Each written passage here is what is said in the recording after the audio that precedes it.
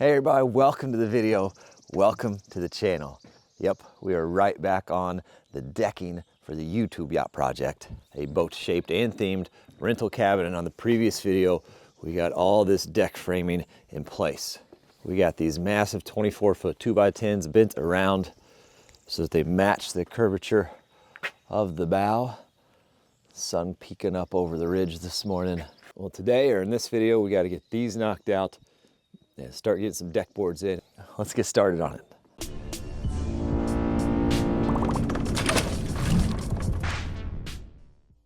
I say for step one, let's get these little short pieces spliced in there.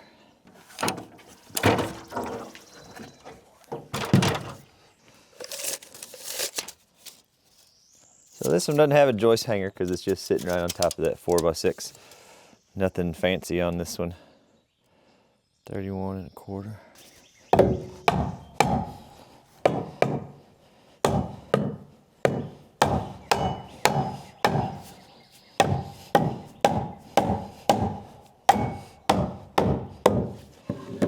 Same thing on this side.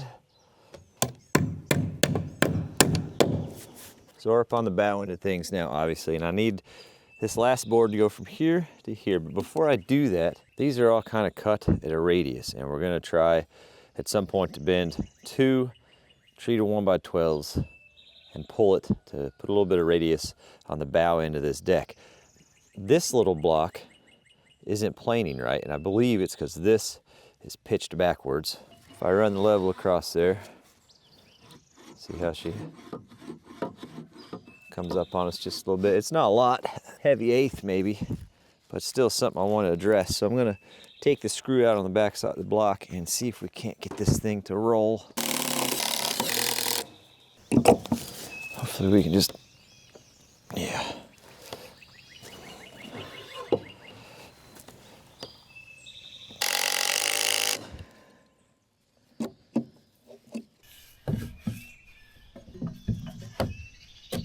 Get this to sneak in underneath here. Exactly. Oh, that's short too. Cut the thing 3 times and it's still too short, you know what I mean? Okay, all right, I'll be back.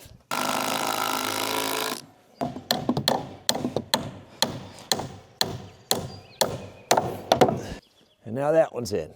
We are just scooting right along, but we gotta stop here. So I'm out of joist hangers, so I gotta run and get some of those before we set those, which will probably be the following day, just efficiency of trips.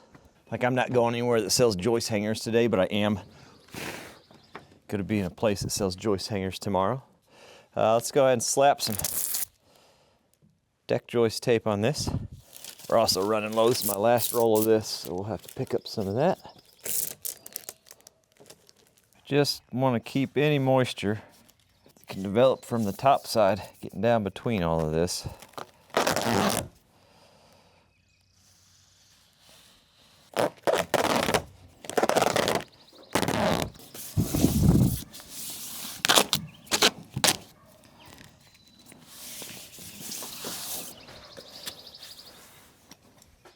All right, let's head upstairs and we're gonna go out, see if we can't start setting some of those deck boards, but we gotta figure a couple other things out real fast. That first step's a little tricky. You wanna watch that one for sure. All right. So on the back side of this, from that deck across to this deck, there's a 2x10 that'll go there. And that's mainly just to break up the back side. It's super tall. It'll just be a break in the siding. Just something to kind of break up the siding and match the lines all the way around. That's all it is. But I gotta keep that in mind for when we start setting these, because that means I have another 1.5 inches that they need to go this way, and then another 1/4 on top of that. So we need to be 1.75 inches past that. And I think this is more just personal preference than anything, but I like to start on the outside and come in. So if I have a ripped piece, it's up against the wall, and then that way the trim of the siding kind of hides my ugliness on my rip cutting capabilities. These are 5.5.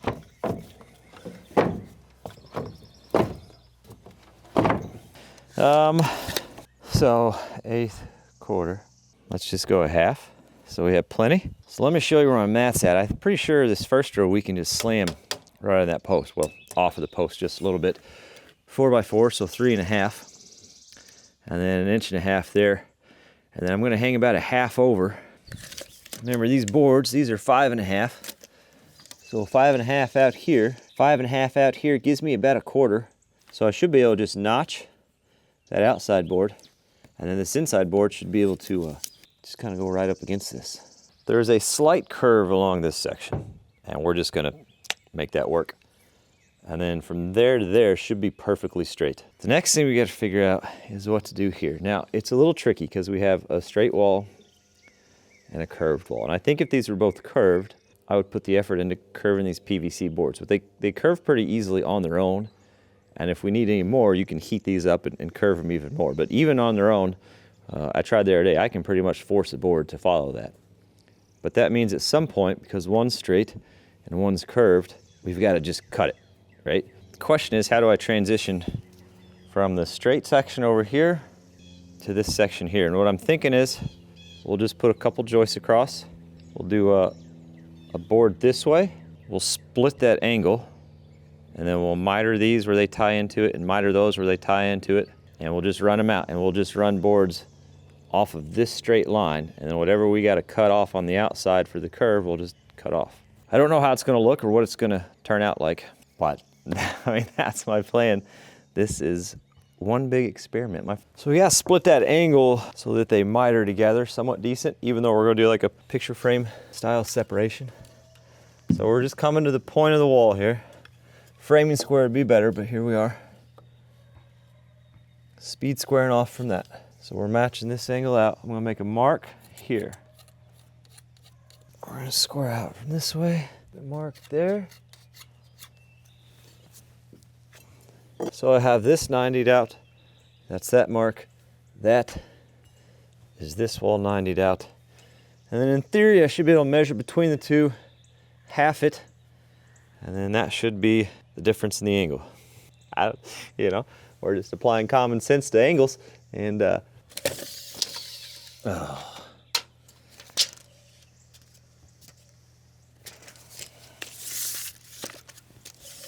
well, better planing with this joist would have gone a long way, but this is part of the figure it out as you go process.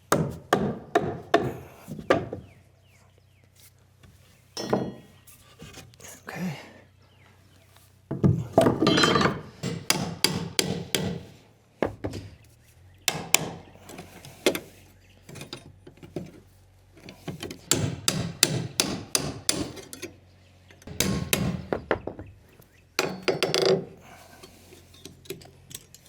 Okay.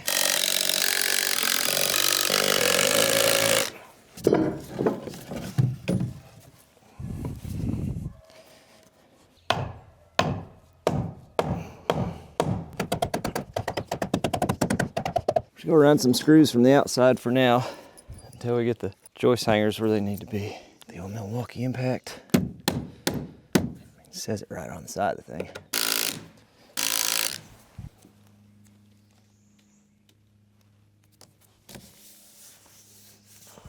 Yep, that's a piece together masterpiece there, huh? Our first piece of decking. Pretty excited about it. A fancier guy would cut that angle, but I'm not worried about it because whatever trim we have from the siding should cover that gap. And if it doesn't, well, you can leave that in the review, that's fine.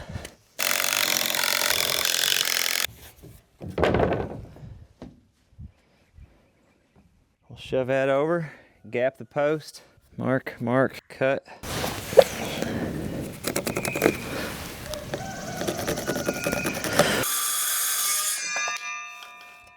Nice and easy.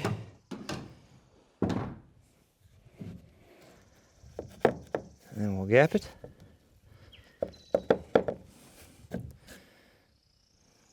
I think it's gonna work.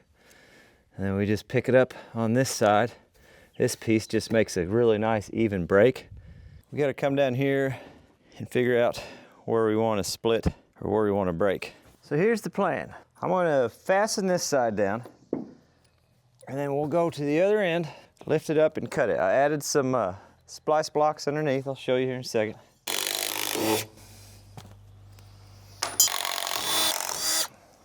This is what I was talking about. I was doubled it up where I know they're gonna alternate the splits between each row. I could split it on one, but this just makes it a little bit easier.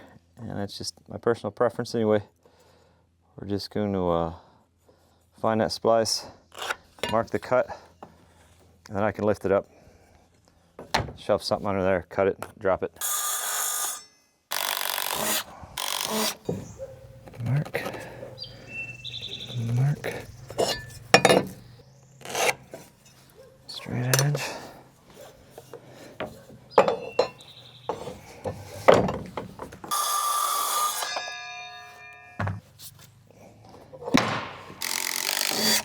Okay.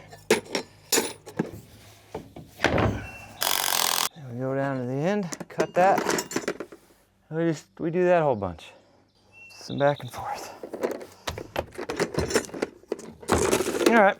It's a new, beautiful day, sun coming up. We got the boards on that, minus the ripper piece, but we're gonna skip that for now. We're gonna keep on moving around. Now let me show you, back up my absolutely favorite part of the build so far until this deck is done. This is what we're looking like up here.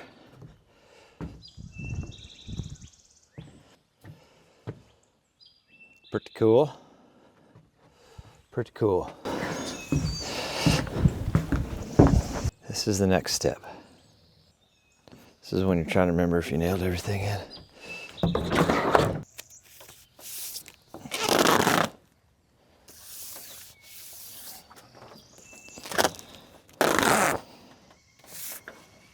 I need to lay these out and kind of visualize how this is gonna work. Because I just keep going over this section in my head.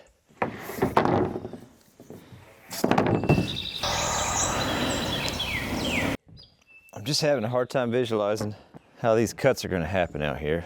So let's say that's like that. Then I can just cut that curve on the outside.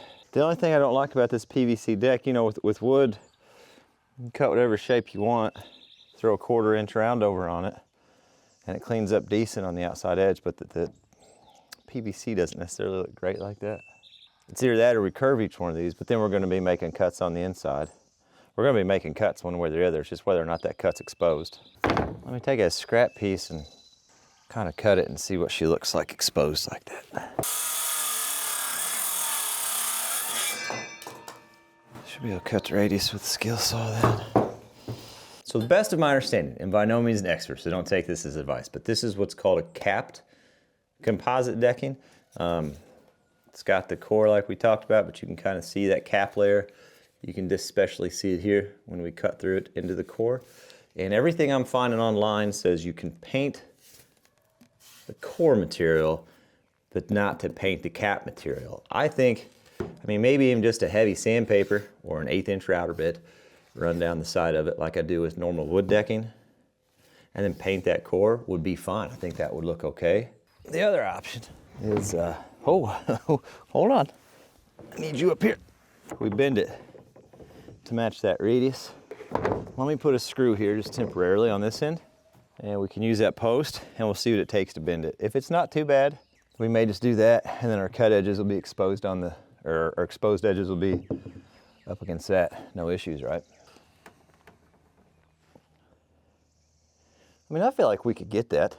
I know you can bend these up if you heat them, but I wasn't sure how much you could bend them unheated. I don't have a great way to heat them.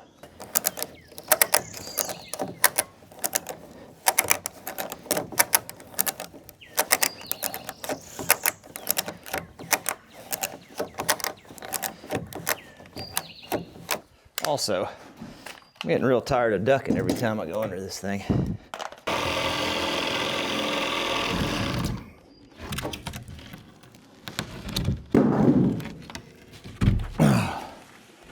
That's better. A door. Welcome to the build, second floor. You're gonna love it here. Oh yeah. It's not bad like that, okay. The issue is this stretch in the middle here. I mean, we're an inch shy there, you know. God, I felt I could heat it, but it's just so much. All right, hot take here. I think the curve looks cool. I think it's doable. A little heat with the weed burner, just lightly on top, I think would get us that last little ½ inch we need without too much of a fight.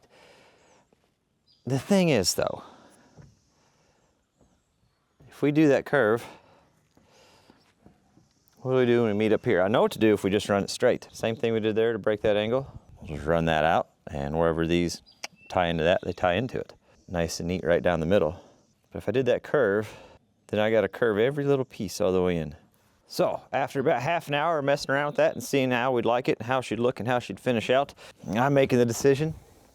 I'm not going to fight this, mainly because of how it's going to tie in up there. Would it look cool? Yes. Is this also going to look cool? Also yes. And TimberTech makes a specific coating to go on that cut, and it should look just fine. So I'm not overly concerned about it. Now we're just going to run them straight, keep it simple, cut the outside. It's a slight radius. We could probably do it with a skill saw if a fellow wants. And I'm betting that a fellow wants. If you have an opinion on how you would do it on your deck. You know what I mean? This is just for entertainment purposes. Not looking for your input.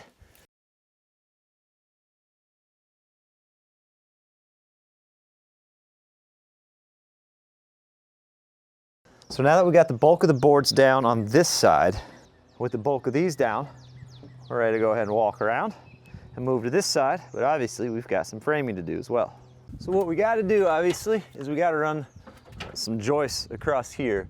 The catch is, this is obviously a different angle than this, and I don't have angled joist hanger brackets. They make them, but I don't have them, and I'm not gonna order them. There is a plus or minus you're allowed to use on a joist hanger, and I can't remember what it is off the top of my head, but basically we're gonna split this angle. So this is just gonna kind of angle back that way a little bit, so that way we're within the tolerance we're allowed to have. It's gonna change this just a little bit, but we'll still be within the spacing, and it's gonna be fantastic. You're gonna see it, you're gonna love it, you're gonna be like, wow, that guy watched some videos. I'm thinking the easiest way is mark this across, step my mark back, and then we can evenly adjust that angle just a little bit.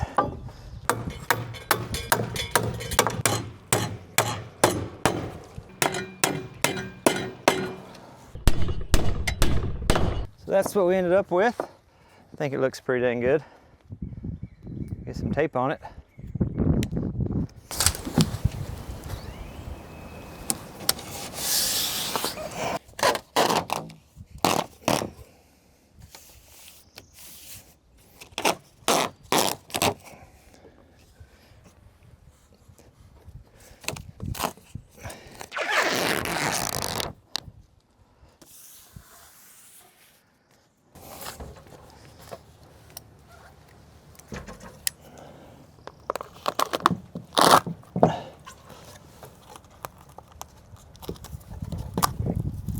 So next board, we got to rip it so it sits up against here, and then comes around that corner full width the rest of the way out.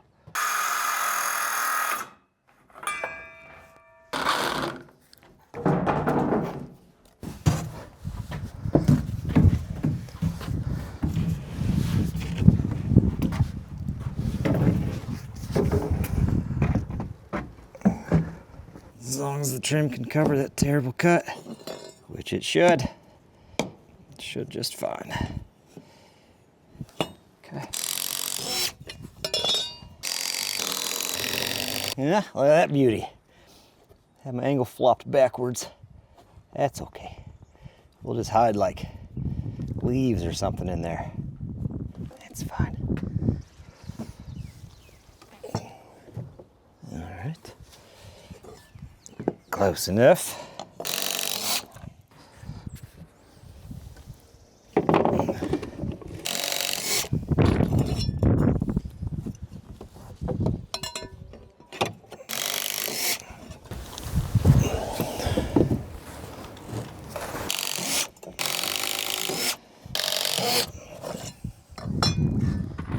All right, so we've got these installed. You can see we just ran them long and we left them loose on the end so we can lift these up. There's gonna go I don't know if that's the right way to say that. Anyway, there's gonna go a board like this in the middle that these meet at. but with this kind of long angle, I just want to run them long. We're gonna figure out where we need to be, chalk a line, cut it in place. When I say set it tight, a pretty smart fellow taught me this a long time ago. I go between, or right on a tooth edge, like that, on the very bottom. I got my guards set and held tight on the block, and I tighten it up. Because of how that tooth is, if I roll forward just a bit, so now that that tip of that tooth is at the very bottom, see the little bit of wobble and room I have now? I mean, it's not much. It's like a 30-second maybe. But that should be enough to just get through and no more. Have to finish that off with the Sawzall, but that's okay.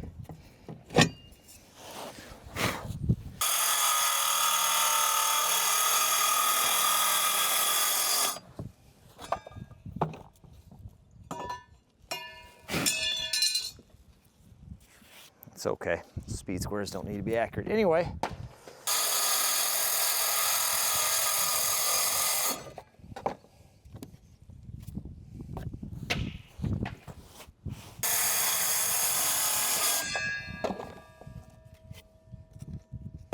Proof is in the pudding, like they say. Not 100% sure what that means or what you're making your pudding out of, but anyway, perfectly intact tape.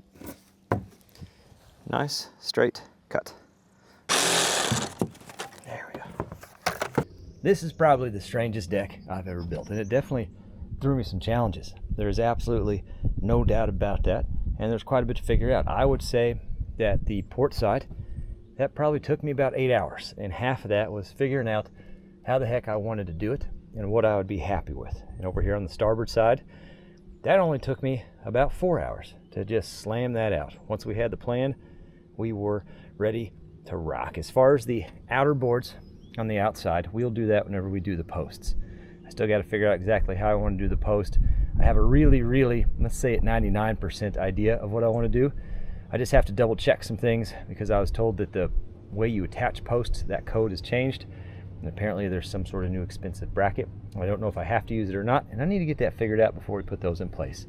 But we've at least got a deck all the way around this thing.